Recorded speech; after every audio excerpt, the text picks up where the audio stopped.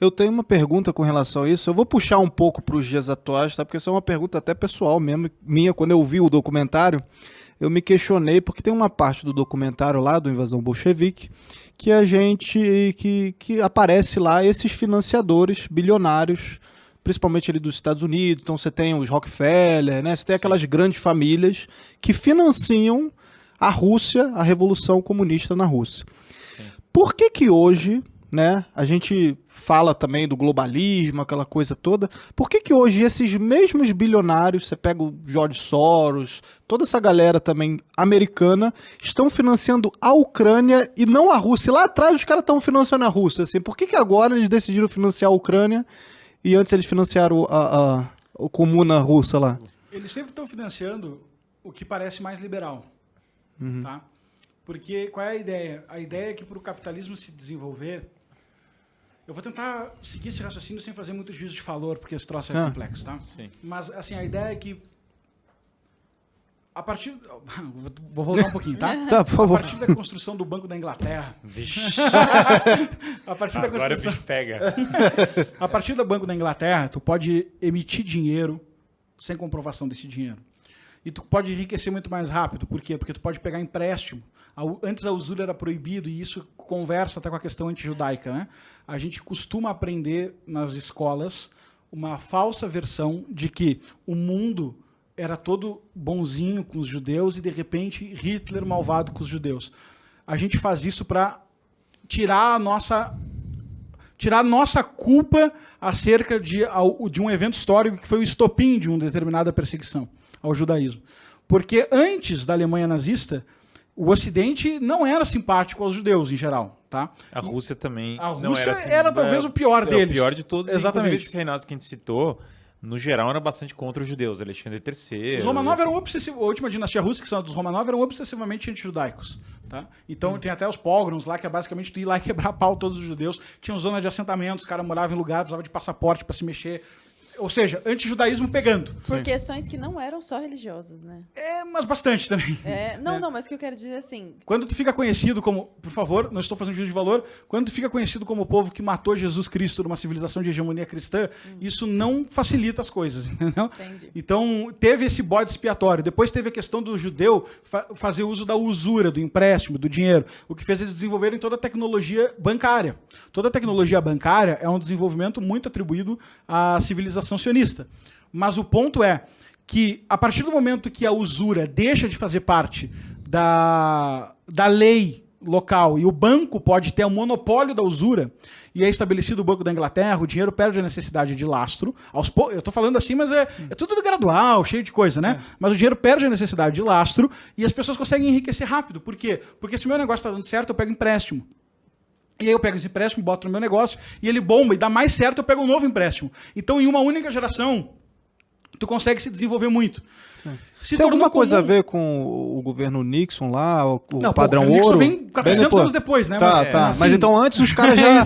Não, antes os caras já... O governo Nixon teve o choque Nixon, foi o último processo de deslastreamento da moeda. A gente pode chamar que foi a última... Acho que mas já começou lá atrás. Tem a ver no sentido que o Lucas está falando da primeiro evento deslastreado da moeda, você está falando do ponto final. Tá, beleza. Mas as duas coisas estão relacionadas. E aí acontece essa expansão e os bancos adquirem um enorme poder.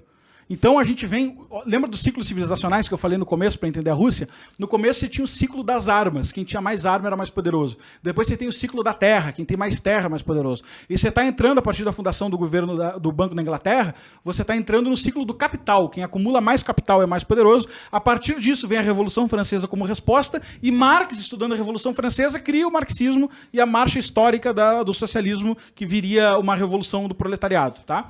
E aí esses bancos eles começam a querer emprestar mais dinheiro e ter mais poder econômico, mais poder de capital.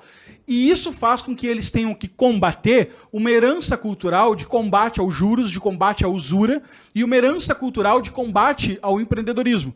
E aí o empreendedorismo é uma palavra bem da moda, eles não ficavam falando, não era palestra de empreendedor, né? Era combate à ideia do empresariado, da ascensão da burguesia. Então eles financiam Revolução Francesa, que é uma ascensão da burguesia, eles financiam algumas vertentes, algumas respostas tardias da reforma protestante, porque eles querem que quebre mais esse poder, e depois vai vir Max Weber, vai desenvolver a ética protestante muito em cima disso, de financiado por esses bancos, etc. e tal. Então, eles vão tentando financiar tudo que liberaliza a sociedade e facilita a lógica da produção econômica. Sim. Quando chega a Revolução Russa, o czar é entendido como uma bolha fechada. Eles querem quebrar aquilo lá e eles estão entendendo com uma certa ignorância acerca dos eventos históricos, já estão flertando com o socialismo, já estão com uma ideia forte nisso aí, mas é o que o Marx chamava de socialismo pequeno burguês. Tá? Que o que eles estão querendo não é a mesma coisa que o comunista, que é uma ditadura do proletariado, etc. e tal. O que eles estão querendo é a vertente que venceu do socialismo, que a gente vive hoje. Sim. Que é a vertente da social-democracia inglesa, que chegou à conclusão que, em vez da gente tomar as armas, o governo com as armas, e estabelecer uma ditadura do proletariado que vai nos levar para a utopia do comunismo, nós vamos assumir uma máquina estatal que vai crescer gradativamente, frequentemente, e, por conseguinte, fazer o aumento e a taxação progressiva de impostos.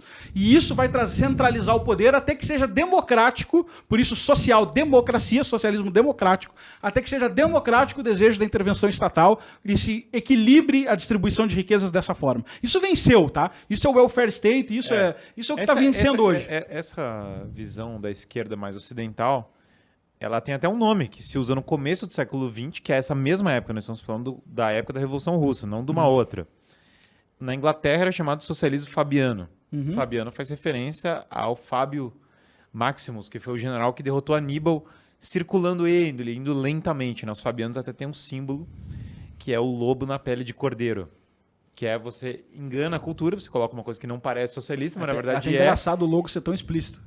Eu ia falar exatamente isso. Não, esse é o logo do negócio. Os caras nem escondem, assim, né? E o socialismo fabiano criou a London School of Economics, que é uma das escolas de economia mais importantes. George Soros, e dessa tradição de economia britânica, passa por ela, ele que era um liberal, mas que bebe também dessa tradição, Lord Keynes, que foi um dos mentores de Bretton Woods, foi uma das grandes reformas econômicas. Nos Estados Unidos tem um outro nome, essa mesma vertente. Os americanos nessa época chamam isso de progressismo. Inclusive os Estados Unidos, no começo do século XX, entrou no que a gente chama da era progressista. É muito louco, porque a gente acha que progressismo é uma coisa que surgiu nos Estados Unidos em 2020. Mas, na verdade, a eleição do Woodrow Wilson, que foi o presidente americano da Primeira Guerra Mundial, que quis puxar a Liga das Nações, fazer toda essa parte, todas essas reformas, era uma eleição do movimento progressista. O Wilson se via como progressista e tal. E muitos desses americanos que apoiaram isso se viam como progressistas. Nos Estados Unidos, inclusive, era uma febre, porque os progressistas viam que esse surgimento da Rússia era um experimento social super importante. Falavam, poxa, a gente vai finalmente descobrir o que está acontecendo. Na França, normalmente eles chamam isso de Nouvelle Gauche, que é a nova esquerda, que é uma outra para diferenciar de uma esquerda mais antiga na França. Mas embora o nome seja diferente, os três têm uma forte coisa em comum. Todos eles vão para uma mesma linha, que é tendência, querendo buscar mais o governo mundial, socialismo que eles chamam de socialismo democrático, socialismo gradual e assim por diante. Mas na época é importante entender que o leninismo ele não é tão claramente distinto na cabeça das pessoas dessa outra vertente. Claro.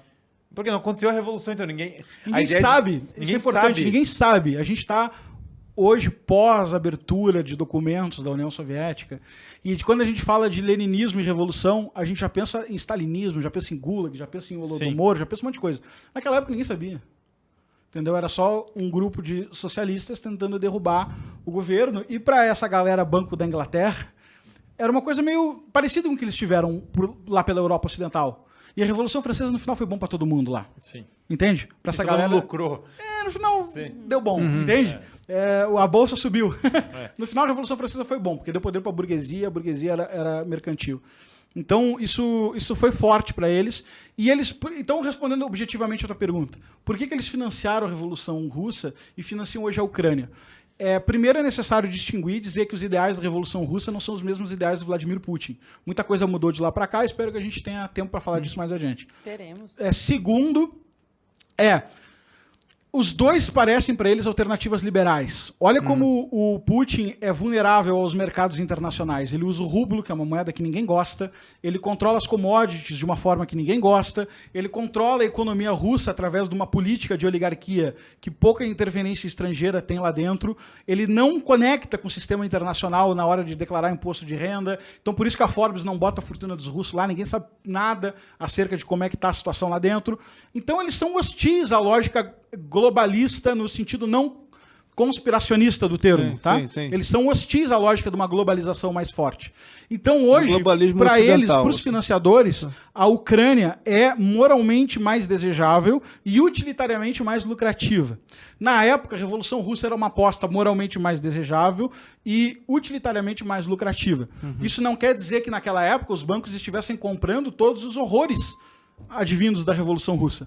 Mas, como a gente disse aqui, eles não eram conhecedores desses horrores futuros. Sim, exato. Então, é mais ou menos esse o motivo que eu interpreto Eles- do porquê esse financiamento... Eles viram que deu bom ali pra eles na Revolução Isso. Francesa, eles falam, pô, vamos Por que que não apostar aqui pra ver qual que é. E, claro, você tem que entender, é bem importante isso. Eles se veem com pessoas de esquerda.